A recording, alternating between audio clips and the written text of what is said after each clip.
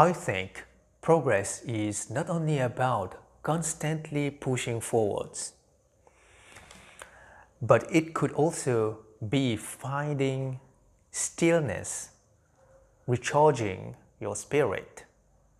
You see, there is a delicate balance between fire and water, between action and reflection. There is the example of the butterfly. When you chase it, it flutters away. But when you stay still, it is more likely to come to you. So when you stop and rest, it doesn't mean that you have given up. No, no, no. It simply means that you have given your all, and now you have taken a rest, recharging, and see what comes to you.